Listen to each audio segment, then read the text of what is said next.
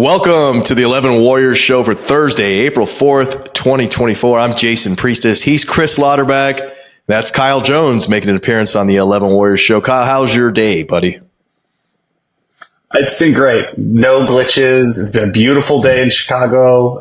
Yesterday was about 35 and sleeting all day. So today's going to be better. Today's going to be better. Let's start there. Love hearing that. Inside joke action. Just brought you on. I wanted to hear where you're going for the eclipse and if you're making a trip back to Ohio, which you probably should more than you do. So are you coming back to see the eclipse in all its glory?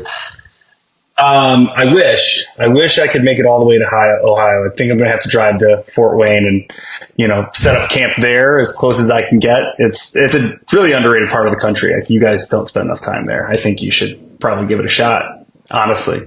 They say it's the New Orleans of the North, man. A lot of people don't know that about Fort Wayne. It's a hell of a good time. Chris, what about you? Eclipse plans?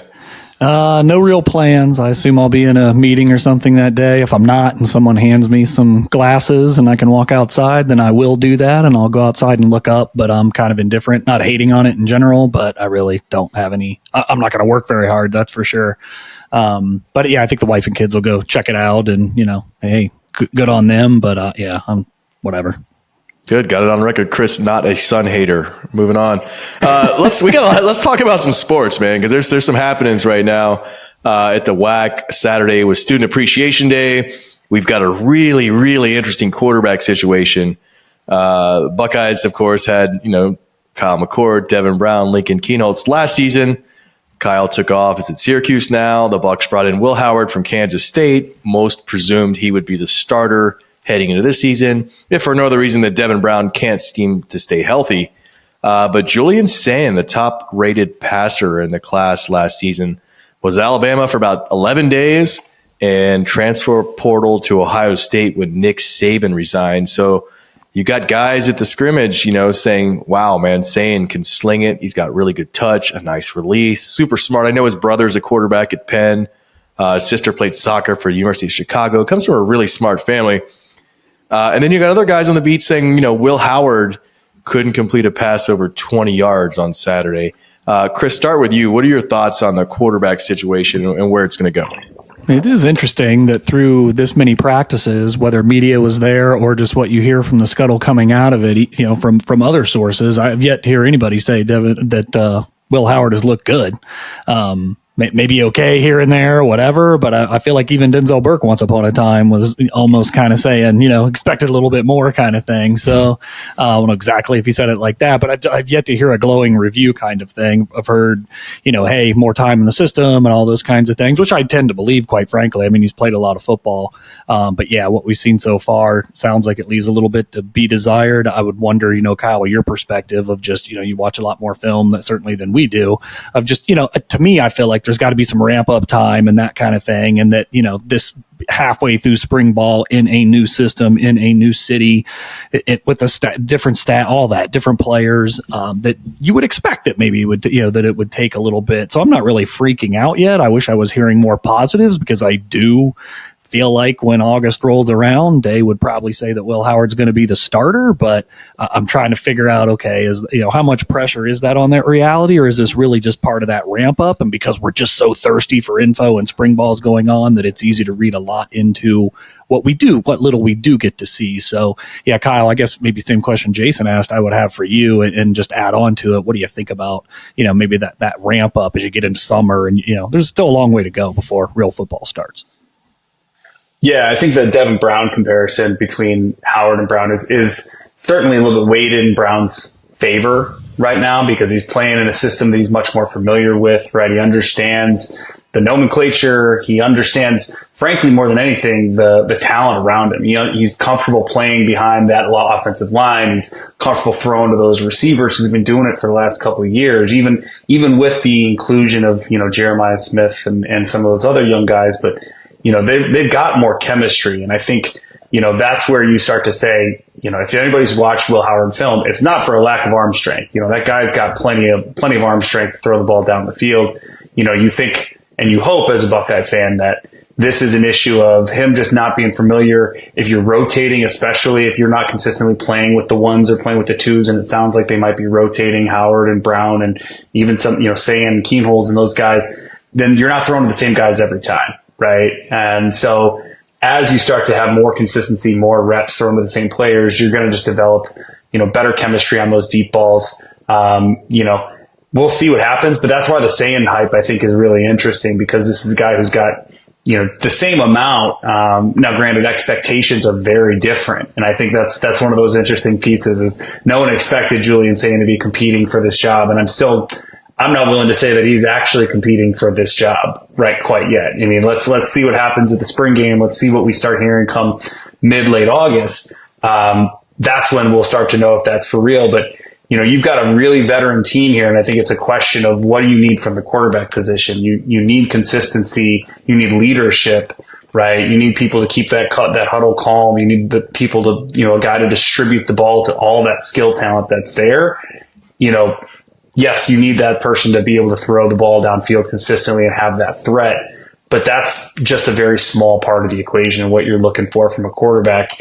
Now, Julian Sayin may truly be special, like capital S special, right? He was rated that way and he looks great in practice, but this is a national championship contending team. Are you willing to put a true freshman in at that level? And especially a guy who's not huge either, right? He takes his hit. You don't know how he's going to react when he's got a 300-pound guy rushing him every time, or is he going to be able to throw over the line? He's not a huge player. So, those are a lot of questions. And as you're an Ohio State fan, you're thinking to yourself, what do you need from that QB spot? It's not a Superman. It's not CJ Stroud carrying the entire load 2 years ago.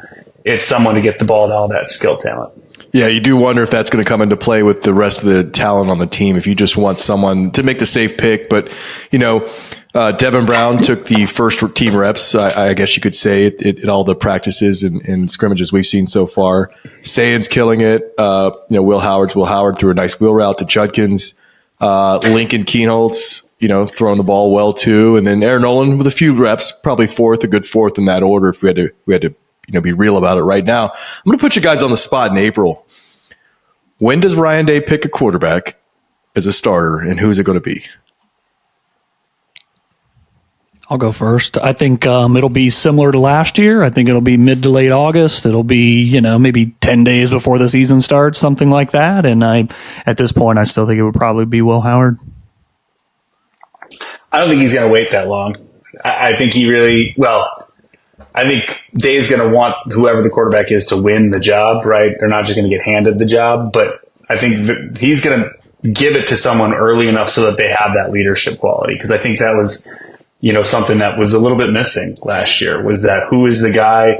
We saw that in 2015 too, right? Like, we don't need to all rehash those wonderful memories of that annoying year of back and forth. Who's the quarterback? But I think there is something to be said of the leadership role that particular position plays, right? And when you've got the expectations that this team has, you can't wait until late September to start developing rhythm and figuring out who your leaders are, who those people are, because you've got to go to Eugene, Oregon, October 12th, and you've got to be hitting full cylinder, like all cylinders, right? And so you can't wait until the end of September to start figuring out who you are. You need to be coming out in early September and putting the pedal down, in my opinion. Yeah, for sure. Will be fun to watch. One guy who is showing really early, wide receiver Jeremiah Smith. This is a guy who you got, seasoned members of the beat. They're not fans. They don't go crazy over guys that look stronger from last year, guys with hype or this or that. They've seen this guy many times with their own eyes. And Saturday at the scrimmage, 2 circus catches over really good defensive backs. Had Denzel Burke on Twitter going out there saying, "I don't want to hear shit." Laughing emoji, laughing emoji, laughing emoji for the truth. He's right. This is a guy that looks like right away he's going to be the dude. And, we've touched on it, Kyle, in previous shows about this is a guy, don't be surprised if he starts as a freshman. You don't see that often. As much as some of these guys get hyped coming in, it's hard to start as a freshman in Ohio State. Like, Ennis, Tate, those guys are awesome receivers and hardly sniff the field because of the talent in front of them. Smith, maybe a little different.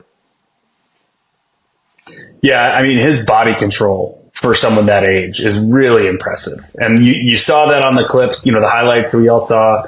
I always take those with a grain of salt because everybody looks like, an All-American when you're playing against guys that look like me, right? Mm-hmm. So, it's a little bit different when you strap the pads on, you get to campus. But man, he is out there against a really good secondary. This is a very good Ohio State secondary playing with the ones. And yeah, he's going up and making plays. I think he's a little bit different than what we've seen, despite all the wide receiver talent that's come through Columbus in the last, 5-6 years. You had players with great body control like Garrett Wilson. You've seen guys that can go catch deep balls like Chris Olave, and you've seen big guys. Marv's a big dude, right? But you haven't necessarily seen body control and size. I'm going to go muscle you out of the way and just go get it, right? That's a little bit different for this team, and I think that's actually a really nice compliment, given you've got Emeka Egbuka underneath as your safety blanket, right? That's your work the slot, work those zones underneath, do a lot that way. You're wondering, hey, who's going to take the top up and just scare this defense? Because who cares if Will Howard's 1 of 5 on deep balls, or Devin Brown, whoever it might be. If it's 4 catching that ball, that one deep ball might be enough, right? Like that's 6. And so, when you've got a dude like that, that changes defenses. And so it's really impressive. I think it's obvious that he's going to see the field. It'll be interesting to see just how much and where they use him. Do they just leave him just as the X, or do they move him around? Do they have packages just for him, kind of like they did with Garrett Wilson when he was, a young player at Ohio State? I think that's the best comp from what OSU's seen so far. Chris, let's build on that. Ryan Day has said, I've got to be careful about how I talk to him. And then like 2 seconds later, he's like, don't be surprised to see if he is, basically said, don't be surprised to see him starting, which is insane. You don't ever hear Ohio State coaches say that about freshmen, especially in April. What do you feel about how much playing time Smith will get this year? And bonus question, is he out there starting on the first offensive snap of the season? I would not shock me at all if he starts. I think, whether you start or not, it's, hey, are you in the rotation playing those top 3 receiver snaps? And I think he will be, right? I think, in past years we've talked about wide receiver U and this, which is all true, but I think it's been so top heavy with great receivers that it's been hard to take those couple 2 or 3 off the field. So your guys that are 4th, 5th, 6th in the pecking order really haven't been able to see the field at the rate you might otherwise think when you think about the conglomeration of talent in the room kind of deal. And I think Smith's going to be one of those upper echelon dudes. I mean, to me, you've got Egbuka and Tate and Smith with Ennis that are probably going to be those 4, right? Rogers is doing some stuff. You got other guys in that mix, don't get me wrong, that maybe in those first 3-4 games are going to play. But I want to think what really gets to winning time, and it invariably shortens up how many folks see the field. I think Smith is going to be one of those main guys in the mix. So he's going to be a top 3 receiver on this team, top 4 absolute worst, but I'd be willing to bet, top 3 when you think about catches, yards, and any metric you want to put out there for a lot of the reasons that Kyle touched on. I mean, we were talking earlier about Will Howard, and I was saying whether media was at the practice or not, you've not really heard a glowing review yet. It's at the absolute opposite of that for Smith, whether it's a coach, whether it's a source, whether it's a media person that was there. It's like glowing reviews every time. And to your earlier point, from people who are not just going to gush about that stuff, but this dude is just too good. And I think it's body control is what I wrote down, Kyle, and that was the first thing you said. And then body type is the next thing. And then after that, everything, it's approach. It's like you're hearing this guy he's not a freshman. He's not built like a freshman. His work ethic, his work habits, like you've heard him talk about Smith the way they're talking about Caleb Downs, like, wow, this dude's a freaking pro with what his approach is every day. This is a worker. This is a guy at the machine catching balls and practices over. I think all that stuff's going to add up to this dude's, whether he starts or not. I mean, that's kind of a token thing, who's out there on the first snap kind of deal, but he's going to play starter. I would be stunned if he doesn't play starter type snaps. Yeah, I agree. And every now and then I'll catch myself daydreaming. Imagine getting like a guy like Calvin Johnson, but not at Georgia Tech, like in a place like Ohio State where you can actually take advantage. Like, could he be someone like that? So that's kind of where I'm at right now in terms of getting this with him. Other guys popping, man. Sonny Styles, CJ Hicks got Styles at linebacker. Hicks had a nice safety, blew up Travion for on a block for that safety. It's nice to see some of these linebackers get a little deeper in the rotation.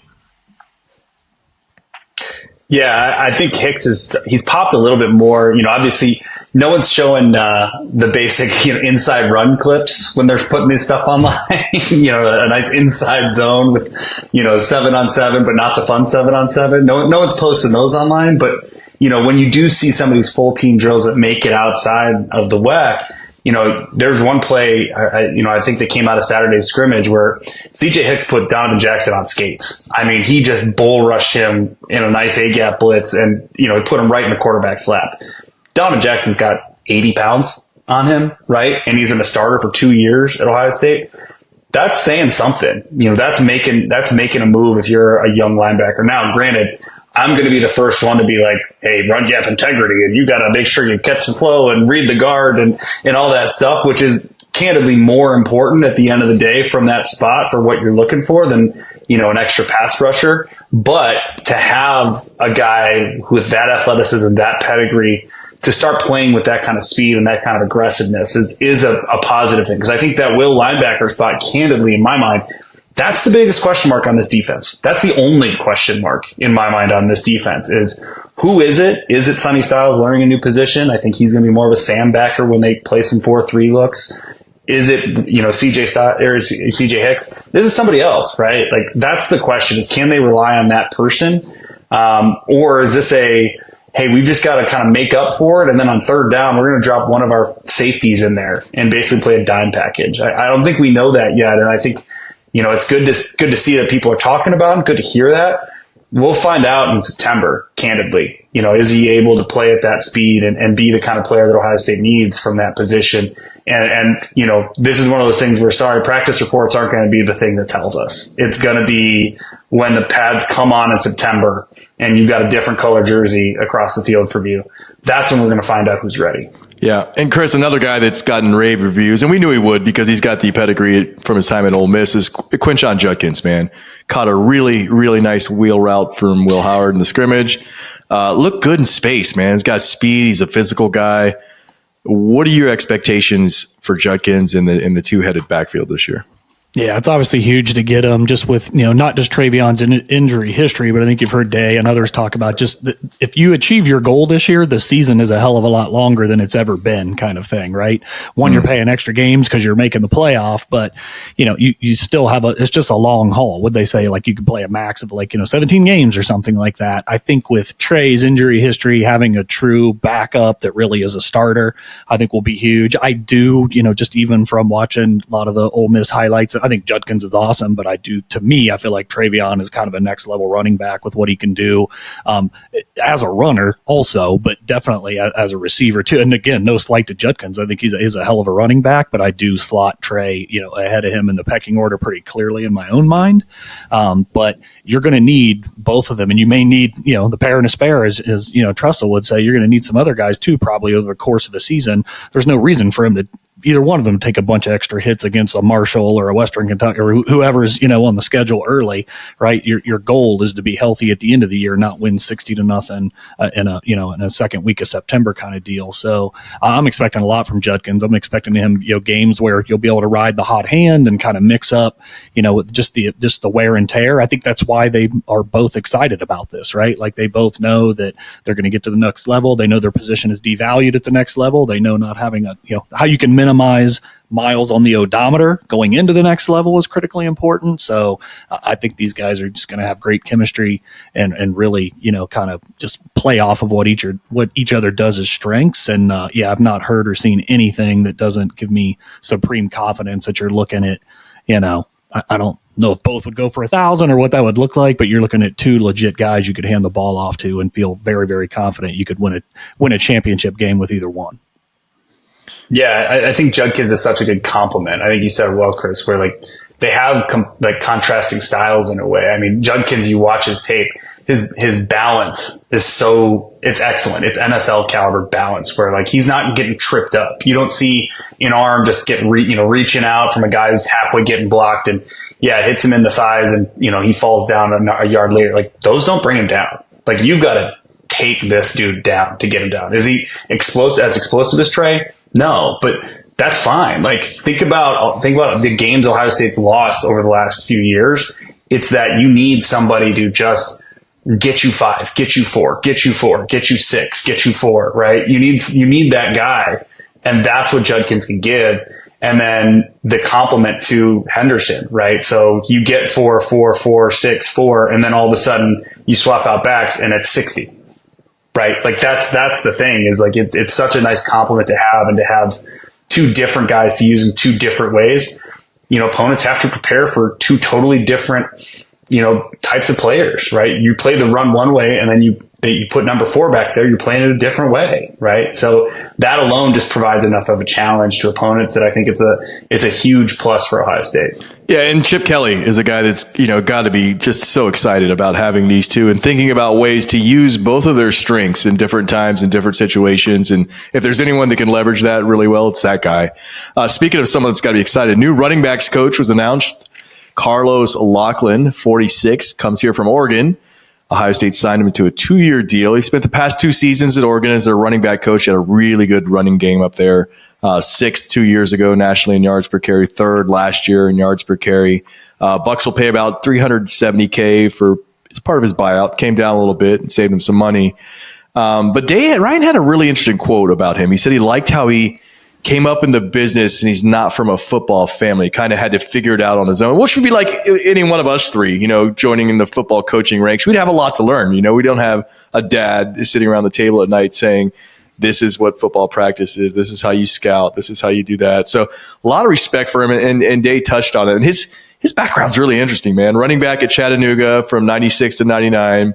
OC for some high schools in Tennessee for 4 years. By the way, he was also a cop and a corrections officer during that time. He was an offensive coordinator in high school, which is love that. Love having a corrections officer at practice barking at guys. Joined Memphis as their weight room assistant in 2017. Became an offensive analyst and director of high school relations for Memphis. Then took the same job at Florida State in 2020. 2021, he was a running back coach at Western Kentucky, and then he jumped to Oregon. So stole a guy from the conference, which is weird to say, even if it's been a while since we've known that. And, some of these guys, Judkins, Hayden, some of these guys knew him from, recruiting or down the road, previous stops. But, man, what a luxury for this guy. And you almost have to wonder if that, obviously you put Ohio State over Oregon in terms of like job cachet and which ones probably has more prestige. But just, hey, come here, you get to coach these two dudes your first season. You're going to be a great coach.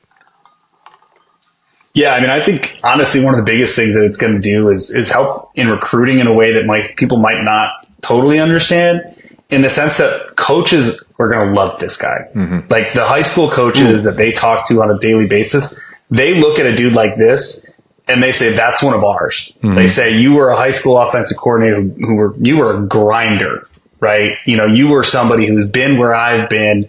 You've been on the 6 a.m. crappy high school weight rooms, right?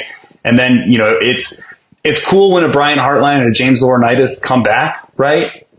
But like, what does that guy have in common with the head coach at, Westerville North, right? Like what is that? What do they have in common with like a head coach or, an offensive coordinator at NAMA High School? Like they probably don't have a lot that they're talking about, right? That they're truly on the same page about. So, when that coach is thinking, where do I want to send my player? Who do I want to tell him and say, you're going to be in good hands there? Like they can connect with a guy like Locklyn and say, like, I get him. He gets me. That's somebody who I'm going to trust to send my kid and they're going to get a great coaching experience. And you obviously need the great players. You need somebody who can say, I played in the Michigan game. I played at the NFL. Like you need both. And so I think it's a great compliment to have. Hey, I've got Chip Kelly coming in as one assistant, NFL, everything, scheme guru. Then I've got James Laurinaitis, all the hardware you can imagine, name, everything. His face is on the wall. And then you can say, we also got this guy who worked his butt off, and now he's here too. And like you've got such a diversity of thought and background in the coaching rooms. Like that makes a difference. Like you need that.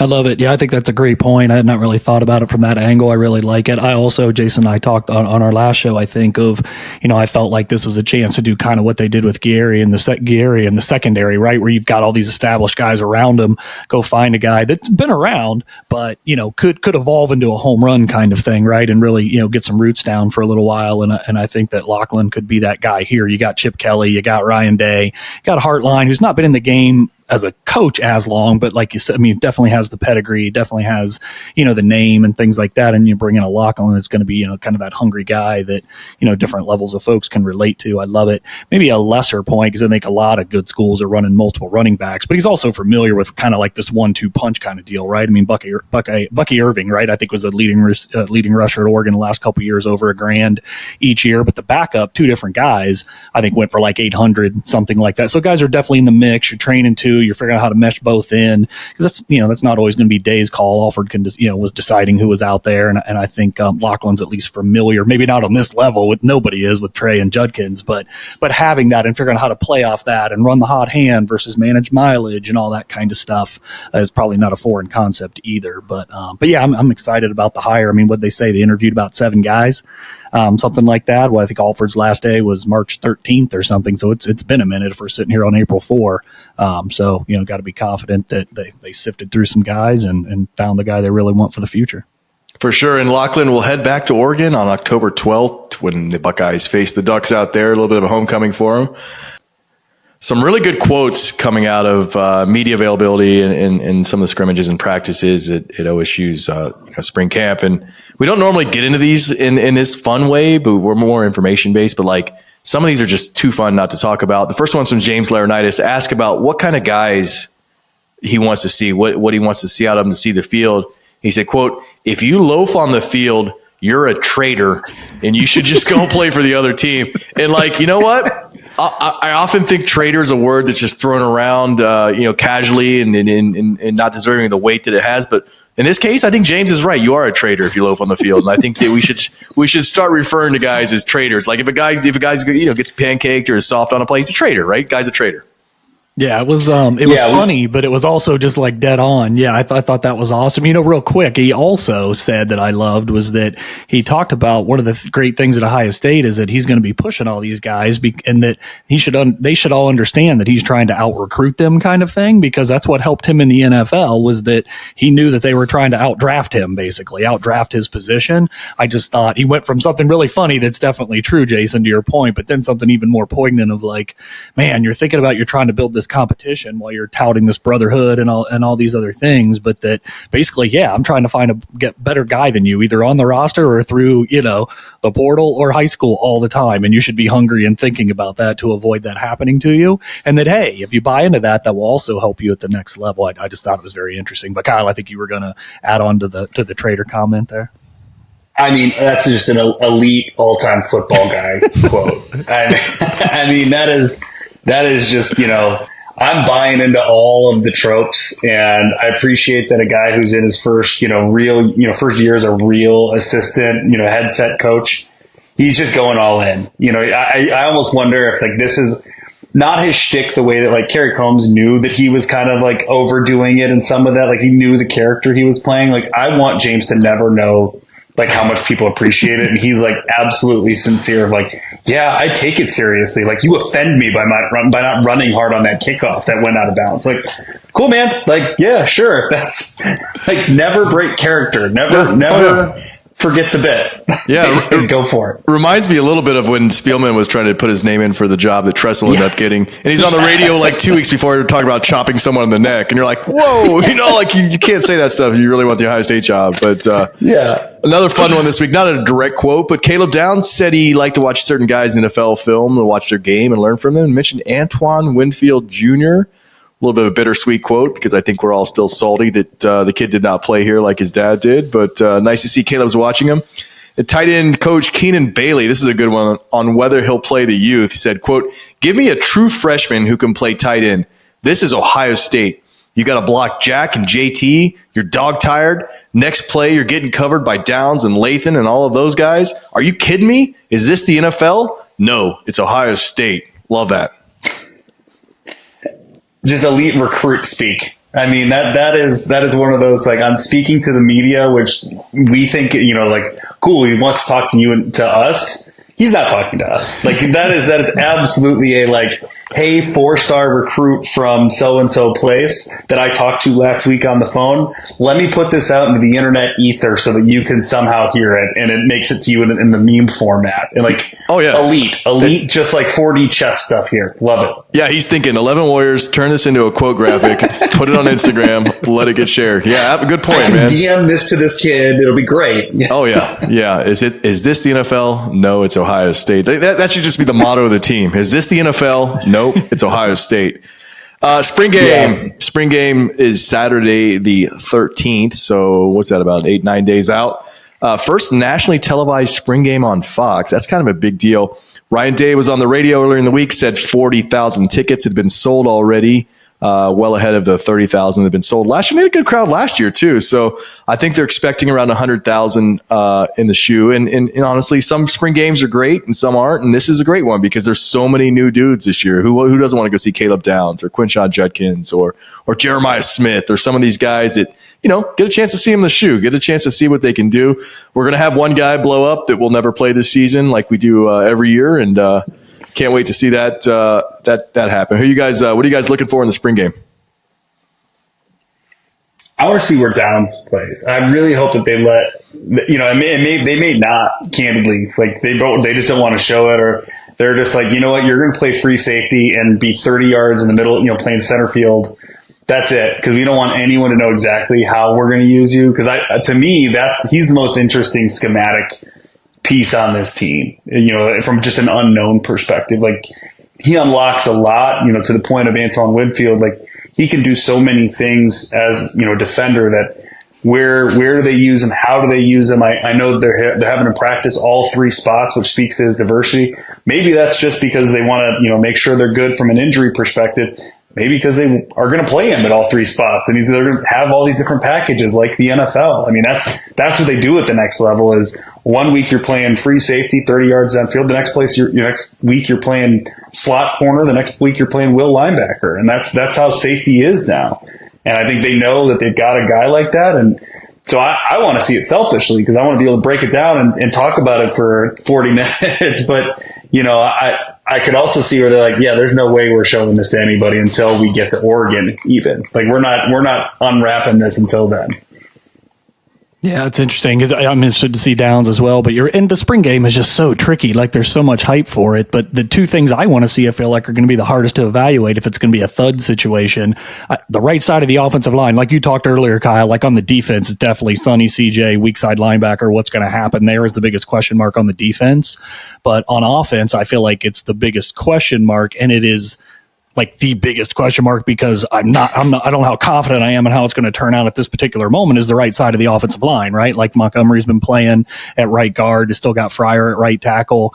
Hey, guys make big leaps. I mean, Taylor Decker is an NFL stud and he is a right tackle. It was tough sledding for a year, right? So maybe can Fryer make that leap kind of thing? Because as of right now, I went into it thinking, man, they're going to have to get a portal, go to the portal, get a right tackle after spring.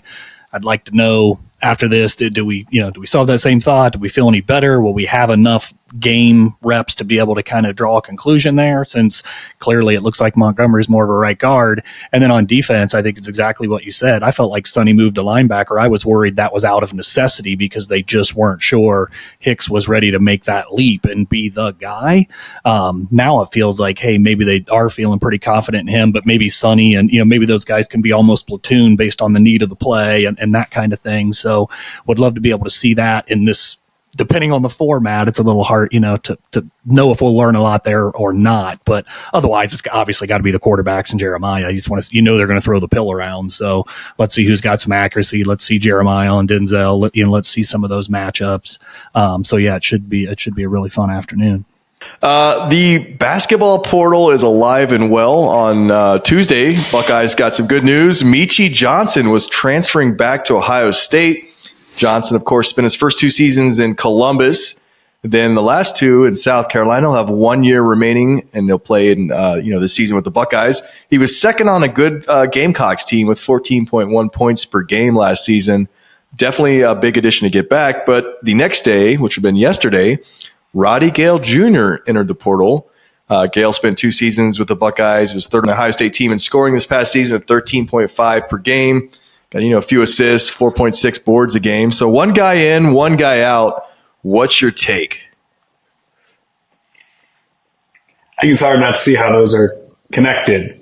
They're playing the same spot essentially, although, you could have probably gotten away with a Thornton, Meechie, Gale 3-guard lineup, right? With Roddy essentially playing the 3. I'm sure there's some folks, we all know how this game works these days, right?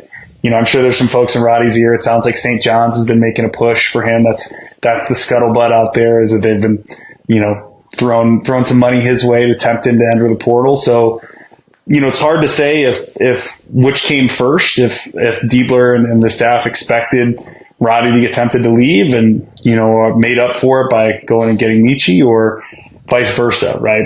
But it's hard not to see how those two things could be connected.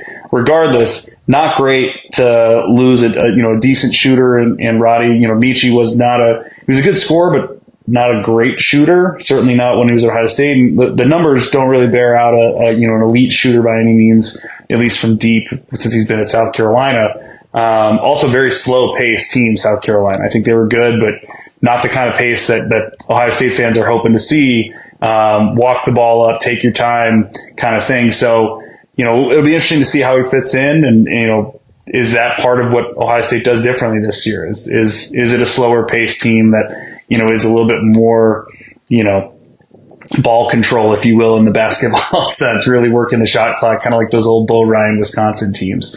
So it'll be interesting, but hard not to see how those two things are connected. Yeah, I get the sense that Diebler does want to run, get up and down the floor a little bit. We'll see as they round out the staff too, but round out the roster. I'm with you. I think Meechie, all things being equal, I think I would have probably been fine with, if I could have one or the other, I'd probably take Roddy, but I do like the veteran presence that Meechie has. And nothing against Meechie, but like you said, I mean, there's lots of guys that shoot 39% from the floor and 32% from deep. That's just not that great, right? It's just not. I mean, it's just not. So, but Battle kind of came in as kind of a volume shooter as well and shot 40 some, damn near 44% or whatever it was from 3. So, you can have a year, but there's, Meechie's played a lot of basketball, and I think 32% from 3 is about what you've seen. So that does worry me a little bit. I do think Ohio State will want to get up and down the floor a little bit, but I do think now it really puts a lot of pressure on, hey, you better get a 3 that can shoot. Like you need to fill out the roster with some guys that that can fill it from outside, whether that's Matt Aloco, which I think is interesting from Princeton, knowing he's a 50, 40, 90 guy, a guy that can definitely shoot. I think maybe 6'4", so back to kind of what you said, Kyle. Yeah, maybe you could slot at the 3 a little easier. I think Roddy was 6'4" too, or 6'4" as well. But you're still a little small there versus like if a Scotty Middleton, who knows? Hey, maybe he'd be interested in at least considering Ohio State now that Meechie and Roddy and Bruce aren't all in the fold now. Would he be still tempted to maybe return, because he's more of that traditional you want a wing that's at least 6'6", I think, right? Like especially in the Big Ten. There's still some work to do. I have no issue with Meechie coming back. Don't get me wrong, but I think you've definitely got to go find a sharpshooter on the wing or two now, because you don't necessarily have it at the off guard spot with Meechie. Yeah, and you mentioned Middleton entering the portal Monday. 15, a little over 15 minutes a game for the Buckeyes, 4.4 points. But as a freshman, he's going to get more time. He's going to become a better player. You've got a new thing these days where guys are basically saying they're coming back. They're like, hey, I'm not going to the portal. And, Thornton gave us one of those. Akpar gave us one of those. Devin Royal as well. So some pieces back. And Meechie in, Roddy out. Maybe Scotty reconsiders. What's the best case scenario for this team next season?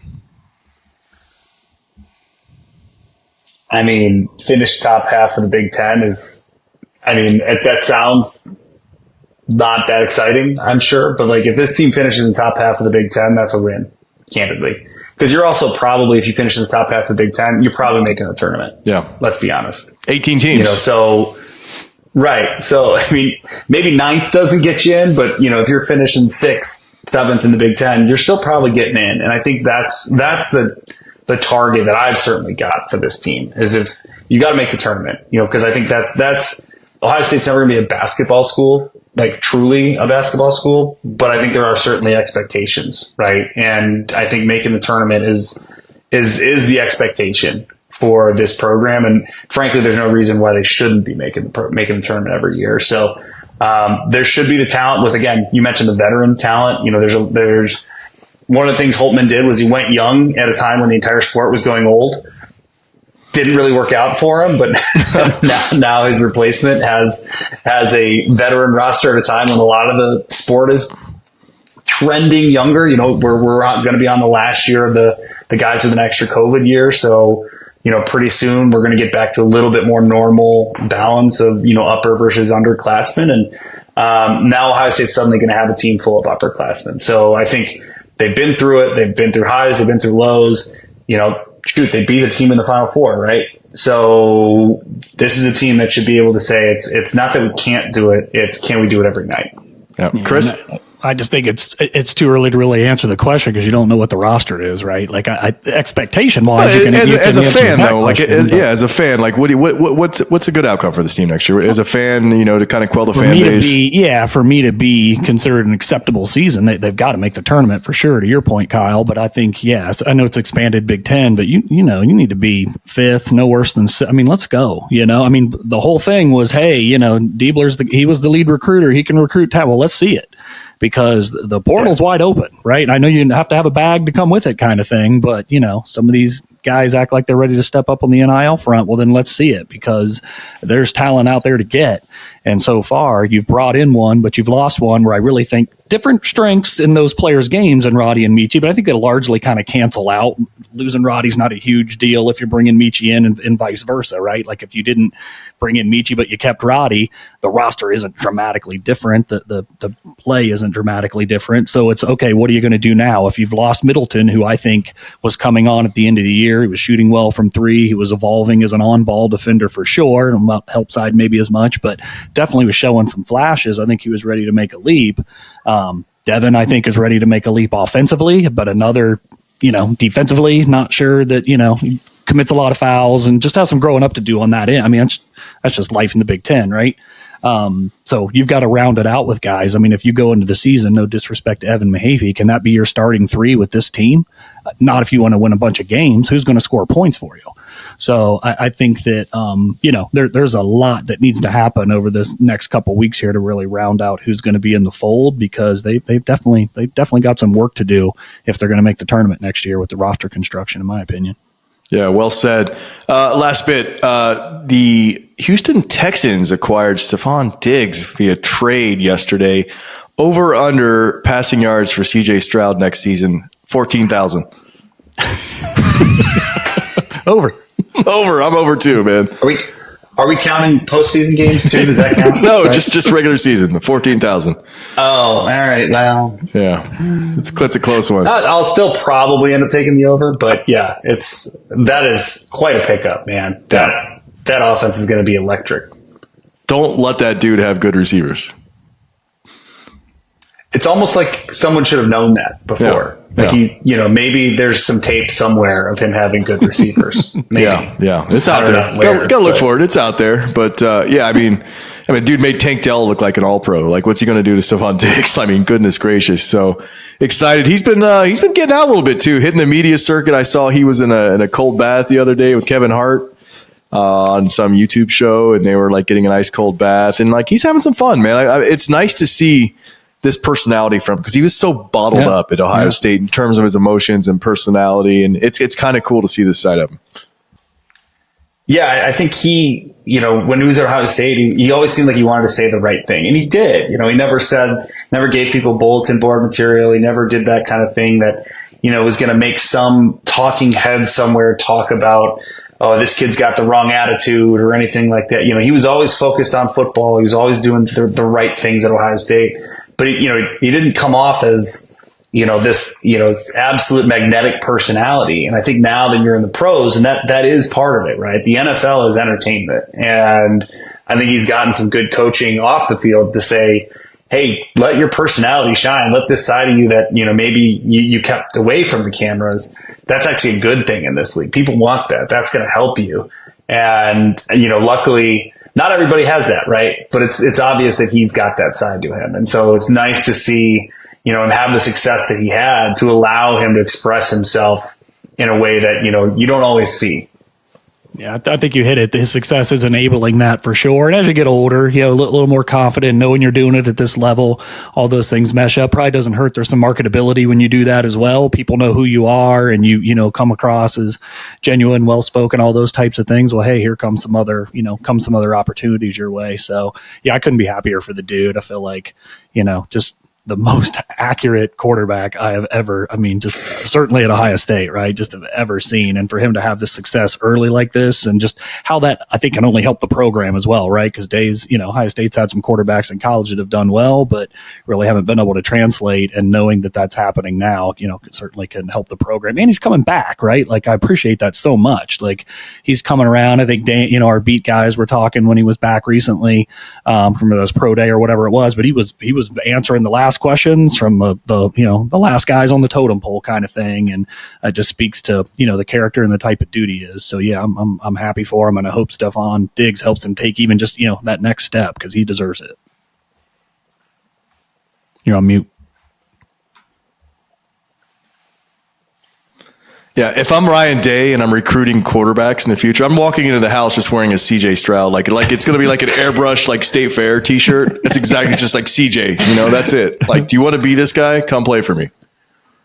What a dude. The two of them hugging on their shirt. That's really what I want. Yeah. I'm with stupid. Holding the Rose Bowl trophy together, right? Like that's what it should be. Yeah, what a game that was too. It's man, so many good ones lately. Hey, that's all for us today. Kyle, thanks for joining us. We'll be back next week, and as always, take care of each other. Be good to each other.